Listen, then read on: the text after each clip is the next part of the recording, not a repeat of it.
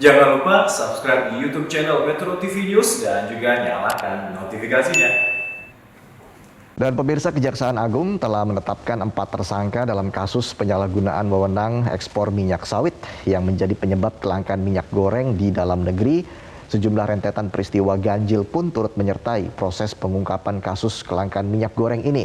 Dan berikut kami perlihatkan kepada Anda sejumlah data yang telah kami himpun dari berbagai sumber.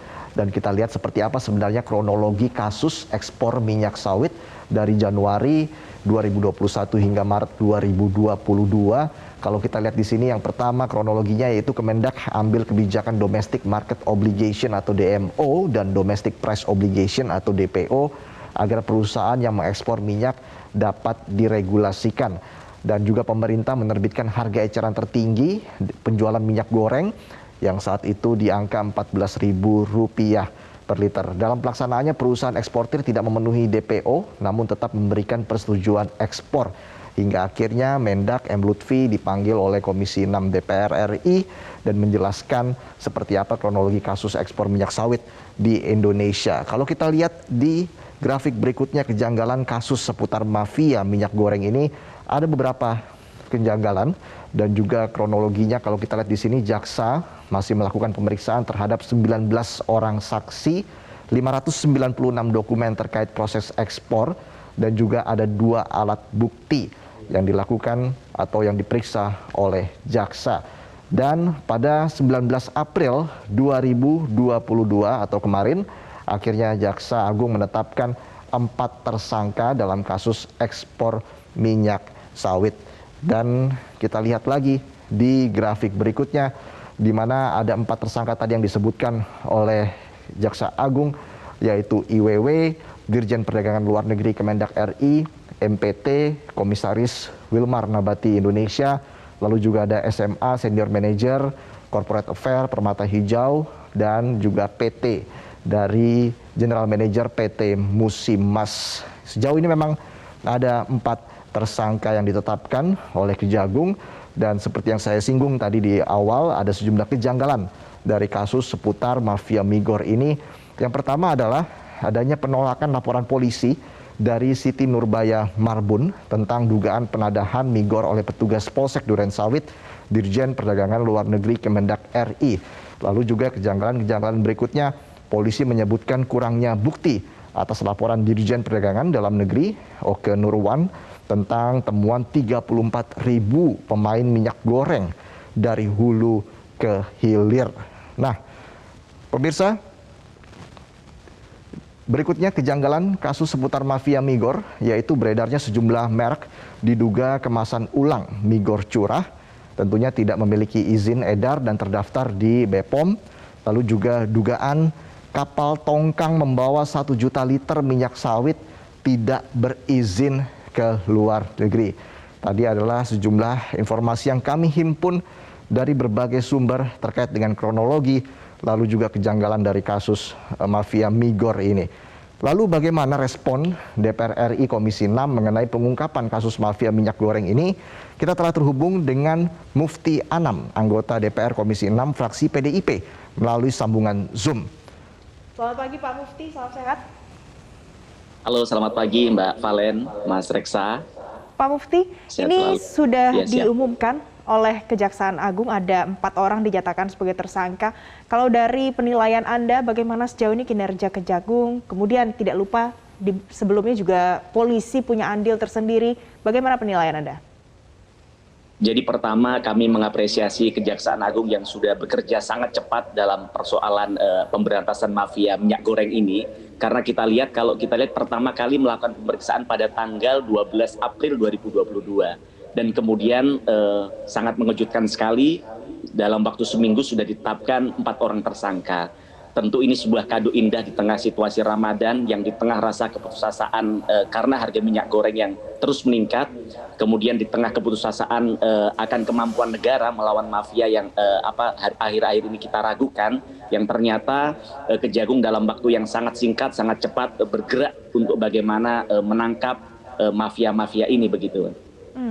Baik, artinya kalau kita lihat dari 4 tersangka ini, apakah menurut Mas Mufti ini masih ada pemain besarnya lagi nanti ke depannya akan ditetapkan tersangka, karena mengingat kemarin Jaksa Agung juga mengatakan menteri pun bisa menjadi tersangka begitu. Mas Mufti, bagaimana tanggapannya? Oke, jadi yang pertama saya kira tidak mungkin seorang eselon 1 Kementerian Kementerian Perdagangan, dalam hal ini Pak Wisnu yang sudah ditetapkan sebagai tersangka, berjalan sendirian. Dan tidak mungkin rasanya seorang menteri yang yang saya lihat orangnya sangat cerdas, sangat hebat, sangat mampu untuk bagaimana mengurai setiap apa yang ada di dalam, tapi tidak tahu persoalan ini. Saya pikir ini perlu ditelisik lebih lanjut begitu. Yang kedua, harapan kami bukan hanya soal itu, soal mafia pun kalau kita lihat yang ditangkapin hanya kelas-kelas terinya, mohon maaf, di dalam struktur perusahaan. Misalnya MPT itu kan hanya sekelas komisaris saja begitu.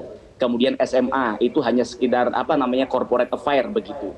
Yang kemudian yang satu lagi juga di inisial PT yang tadi disebutkan tadi juga general affair di sebuah perusahaan. Artinya dalam sebuah pengelolaan perusahaan tentu tidak mungkin seorang pemilik perusahaan tidak tahu atas setiap kebijakan-kebijakan yang di dalamnya. Maka kami mendorong untuk bagaimana dalam hal ini penegak hukum untuk bergerak lebih detail lagi, yang hari ini kita lihat sudah sangat cepat, untuk bagaimana lebih kemudian ada efek jerah bukan hanya untuk jajaran direksi tapi juga pemilik dari perusahaan-perusahaan besar itu, Mas. Seperti yang kami sampaikan sejak jauh hari, untuk bagaimana mereka bisa diaudit juga, diinvestigasi untuk bagaimana ini semua bisa agar kemudian menjadi terang benderang begitu. Baik, jadi jangan cuman yang jabatannya masih dalam level yang cukup terbilang rendah, tapi yang di atas-atasnya masih tidak diapa-apakan, begitu ya Pak Mufti ya? Iya betul, Nah, dan itu, kita lihat mereka tidak punya kebijakan untuk bagaimana mengambil sesuatu kebijakan yang besar dalam sebuah perusahaan. Mereka tidak punya andil besar dalam urusan itu begitu. Baik, jadi mungkin kurang tepat. Nah, jadi selain itu yang ditetapkan sebagai tersangka ini semuanya adalah perusahaan-perusahaan yang besar skalanya di Indonesia. Kalau menurut Anda, apakah masih ada lagi kemungkinan lain yang bisa memungkinkan perusahaan lain juga ikut di dalamnya? Sangat mungkin. Jadi pertama, harapan kami momentum ini bisa menjadi momentum bagaimana memberantas mafia sampai ke akar-akarnya. Nah, persoalan ini yang kita temukan sekarang yang ditangani oleh Kejaksaan Agung adalah persoalan terkait dengan izin ekspor. Nah, tapi kemudian dalam persoalan mafia kan tidak hanya soal urusan ekspor. Yang pertama soal bagaimana ketika itu DMO dan DPO diterapkan, yang saat itu juga banyak perusahaan yang tidak memenuhi DMO ini, yang kemudian mereka juga bisa ekspor. Ini perlu diaudit begitu. Yang kedua soal izin edar produk minyak goreng. Yang ini kami lihat juga akhir-akhir ini banyak sekali, seperti tadi disampaikan oleh Mas Reksa atau Mbak Valen, yang menyampaikan bahwa banyak tiba-tiba perusahaan-perusahaan yang dadakan merek-merek baru. Kalau kita lihat di lapangan ada misalnya merek Sabrina, merek Fitri, merek Buaya Sungai, kalau kita lihat juga ada Omikron, ada merek Satu Ratu, Grenco dan sebagainya. Ini merek-merek baru yang kami tidak yakin bahwa izin edar produksi minyak gorengnya ini sudah dilakukan begitu.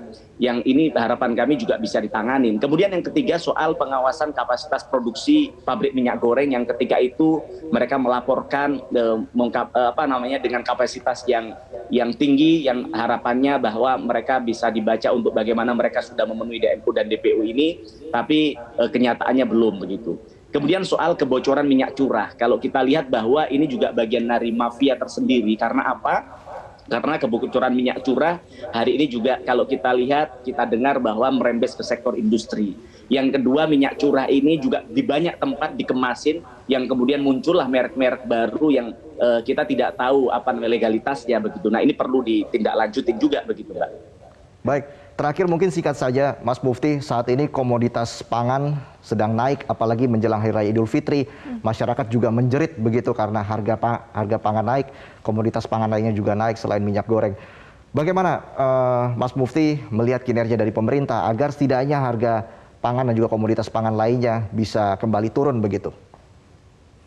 Kalau kita lihat sampai hari ini, mohon maaf, dalam hal ini kementerian pemerintah, dalam ini Kementerian Perdagangan dan juga Kementerian Perindustrian, ya masih gagal dalam mengatasi persoalan bahan baku ini, komoditas pokok kebutuhan masyarakat sehari-hari ini. Karena kemarin kami coba ngecek di beberapa tempat bahwa bukan hanya minyak goreng yang harganya tidak terkontrol, bukan hanya minyak curah yang tidak sesuai dengan HET, tapi juga kalau kita lihat terigu naiknya juga sangat signifikan. Daging juga masih belum terkontrol dengan baik dan beberapa bahan pokok. Maka dalam kacamata kami pemerintah masih belum mampu untuk bagaimana mengelola komunitas ini agar bisa lebih terjangkau di tengah-tengah masyarakat begitu. Baik, terima kasih Mufti Anam, anggota Komisi 6 DPR RI sudah bergabung bersama kami di Metro Pagi Prime Time.